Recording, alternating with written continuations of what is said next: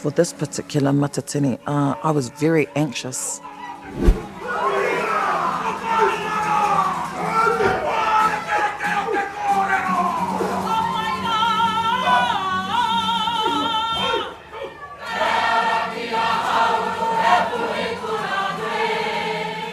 I was very anxious, I think, because it was probably the first year, actually, that I had had a major responsibility in terms of the creation of this bracket.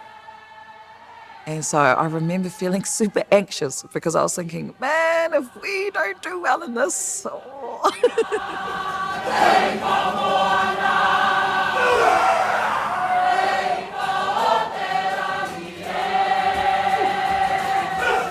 So tūhana te rā, nā te mea I tū te matatini ki Kahungunu, ana, he tuakana taina, he whanaunga, he uri. Tai rāwhiti is Kahungunu. Ne? And if you look from Whāngārā, so if you're on Whāngārā and if you go on a map and you draw a straight line across the map, it goes through Kahungunu to Mahia or to Te Matau-a-Māui. So it's that stretch. You know, so you think about that, and te tūhana o te rā, ana, it's the sun that stretches over, that honos us, to Te Matau-a-Māui.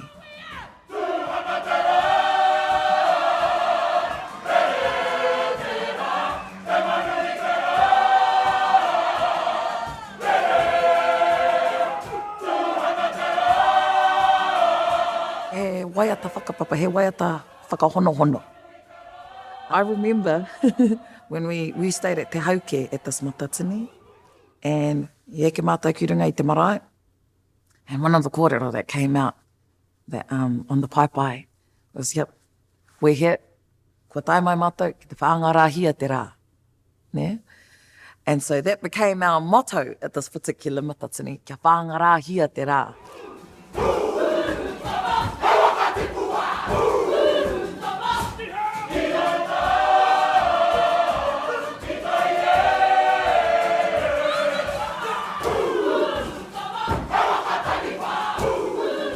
In terms of the rangi, this was a bit of a mix actually, but I will credit a lot of it to Paula Anderson.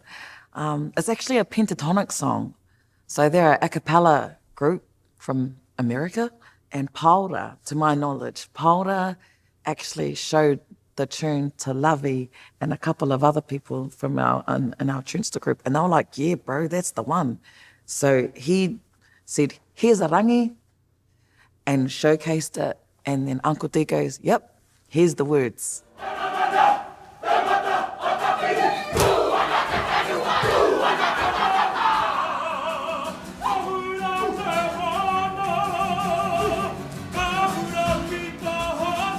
This kid always makes me proud.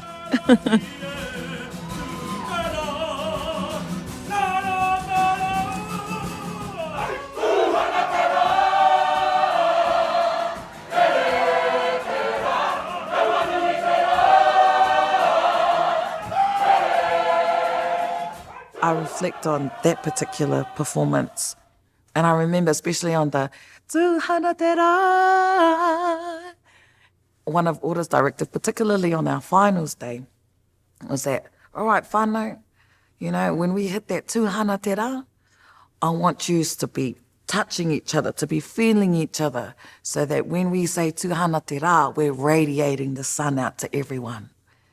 And I remember that feeling. I remember that feeling because we tightened our choreography so that when we were in our kurutao, you know, it was pretty much knees touching it. And you could feel everyone giving each other their raise. Like, we've got this whānau. So when we hit that first, Tūhana Te Rā, I literally felt like the rays were shining out.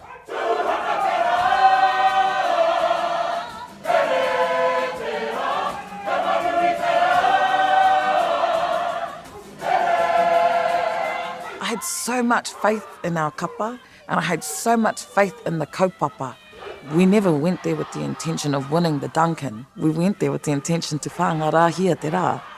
That was us winning, was te whakatinana ia paikea, tō mātou paikeatanga, te whangarahi a te rā, and we felt like we did that. So we already won in our eyes. We had already won, especially when you're performing and you know you're around the audience when you can feel them and hear them go, whoa.